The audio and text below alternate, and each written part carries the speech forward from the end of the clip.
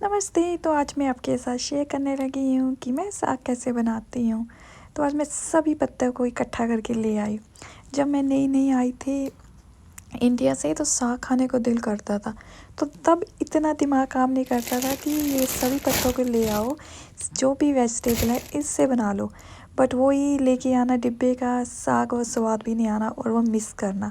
तो फिर ये एक दिन मैंने ट्राई किया, सभी चीज़ें ला के बनाई और वही स्वाद, वही फ्लेवर सब कुछ आया। तो जो भी पत्ते जिस भी ग्रोसरी शॉप से, टेस्को से, कहीं भी आपको जो भी पत्ते यहाँ मिलते हैं ले आओ बस। और बस इसको क्लीन करके सारी डंडियाँ निकाल दी मैंने। और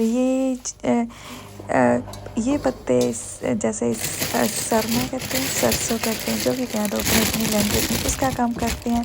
साथ में ये स्प्राउट्स भी लेकर आ गई और ये डाले पालक, सौंफ और मेथी भी मिली जाती है यहाँ पे, वो उन्हें मैंने लेके आई थी। और बंद गोभी भी, ब्रोकली इसको काफ़ी वो कहते हैं कि थिक कर देती है और इसको काफ़ी अच्छा इसमें एक स्मूथनेस लेके आ जाती है जुड़ाव। तो ये सब ये देखो कितने फ्रेश ग्रीनरी। जैसे हम इंडिया में थे ना तो मम्मी चिल्लाई डालते थे तो कहते इससे बड़ा चिकना साग बनता है। तो ब्रोकली वो कम करती है। तो वो सभी कुछ मैं लेके आई, निकाला, बस अब इसे लगी साफ़ करने। और जैसे जैसे मेरी मम्मी करते थे वही स्टेप्स मैं भी फॉलो करती हूँ और वही ज़िंदगी जीना चाहती हूँ और जीती हूँ उनको याद करके। तो मैंने जस्ट मोटा मोटा काटा, यही कमी है। इंडिया में तो डांटी के साथ मम्मी बहुत ही नीटली काटते थे, पर यहाँ पे बस वही चाकू से मोटा मोटा मैंने काटा सब कुछ और डाल दिया। और साथ में डाल दी जिंजर, गार्लिक, लहसुन, अदरक, हरी मिर्चें, हींग, सब कुछ। और मेरे को अभी भी याद है कि मेरी मम्मी डांटी से काटते होते थे और साथ में गैस पे चढ़ाते रहते थे और इस तरह से दिखता था वो भी। और सर्दियों के दिनों ने ठंडे हाथ जॉब से आना, मंडी से साग लेके आना और फिर उसको काटना और चढ़ाना बहुत ही लंबा का काम बन जाता था और ठंड में। बट वैसे ही मैं भी करी जा रही थी और साथ में काटी जा रही थी और इसको कुकर में डाल दिया पानी, नमक। और फिर जब सब कुछ कट कुटा गया और प्रेशर कुकर कर दिया और ये देखो कुछ ऐसे दिखने लगा। फिर आया मेन काम इसका क्योंकि मैंने मोटा मोटा काटा था तो मेरे को बहुत ही जोर लगना था। थोड़ा सा पानी गर्म किया और मैं मक्की का आटा यूज़ करके लग पड़ी इसके साथ, इसको रेसलिंग करने, इसको मिलाने अच्छी तरह से। और कई लोग मिक्सर में करते हैं या वो मेरे को नहीं अच्छा लगता, ग्राइंडर यूज़ करते हैं। उससे इसका जो ऑर्गेनिक होता है, जो देसीपन साग, तो वो तो घोट घोट के ही बनता है, उससे तो चटनी सी बन जाती है। तो बस मैं भी एक्सरसाइज करने लगी और देखो कितना जोर लगा, गैस कर ली स्लो, पानी डालती रही थोड़ा थोड़ा और लगी रही इसको मैश करने। और जब तक इसमें बिल्कुल स्मूथनेस ना आ जाए, क्योंकि मैंने बहुत ही मोटा मोटा काटा हुआ था ना, तो वो क्या करते धागे से बन जाते थ्रेड से।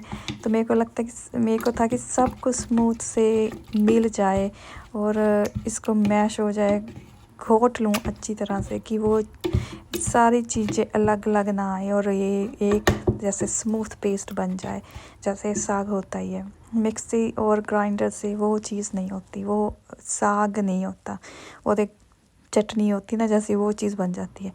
और इसको स्लो गैस पे देखो रख के घोर घोर के कितना अच्छा, कितना सुंदर, जैसे देसी साग होता है ना वैसे ही बन गया था। बट हाँ, घोटने में मेहनत ज़रूर लगी, पर उसका भी अपना ही मजा है कि ये देखो कितना अच्छा बना। और साथ में मैंने निकाला था घर का मक्खन, क्योंकि मैंने कहा साग बनेगा तो मक्खन भी बनेगा। और ये प्रेपरेशन मैं अपने भाई के लिए कर रही थी कि उसने आना है तो उसके लिए बनाती हूँ। तो मक्खन भी निकाला फ्रेश घर का, और देखो कितना अच्छा घर का मक्खन निकल के आ गया, क्योंकि साग के साथ तो घर का ही मक्खन अच्छा लगता है ना। और जो कुछ भी कर लो, वो जो हमारा देसी होता है ना दिल, वो इसी चीज़ों से खुश होता है, कुछ भी कर लो। और साथ साथ में मैं बना रही थी मक्की की रोटी, उसका भी आटा मल रही थी, तो उसको भी मैंने सोचा रेडी करके रखूँ। बस यही ज़िंदगी की असली जॉय होते हैं। पर ये हर एक इंसान पे डिपेंड करता है कि वो किस टाइप की ज़िंदगी जीना चाहता है। और मेरे को तो खुशियाँ और सुकून इसी में मिलता है कि जैसे मेरी मम्मी करते थे वही चीज़ें मैं करूँ और वही मेरी बेटी देखे। फिर मैंने डाल दिया देसी तेल, बाद में सारे मसाले, हींग, साबुत मिर्चें, थोड़ी सी मेथी, ज़ीरा और साबुत धनिया, और इसको डाल के कर दिया अच्छी तरह भून लिया। और फिर उसमें डाल दिए ये कटे हुए प्याज। मैं थोड़ा सा स्पाइसी भी खाती हूँ, और हमारे में प्याज जब करते तो अच्छी तरह कि काले हो जाएं तो उससे फ्लेवर अच्छा आता है। ये ऐसी जैसे अब ये प्याज दिख रही है ऐसा नहीं होना चाहिए, अच्छी तरह और ब्लैक हो जाए तो उसमें वो फ्लेवर अच्छा लगता है साग में। फिर डाला जिंजर गार्लिक का पेस्ट, और फिर थोड़े से मसाले, मैंने क्रश चिलीज डाली थी, उसका फ्लेवर मेरे को अच्छा लगता है, मैं थोड़ी स्पाइसी सी खाती हूँ तो इसलिए। अच्छी तरह से मसाले मिला के अब डाल दिया ये साग।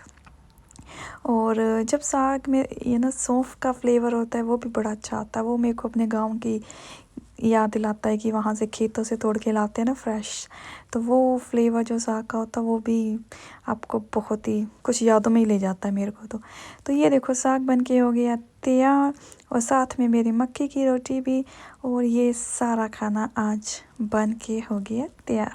और ये ज़िंदगी हम जीते हैं इंग्लैंड में, लंदन में। ये सिंपलिसिटी, यही असली लाइफ होती है एक्चुअली।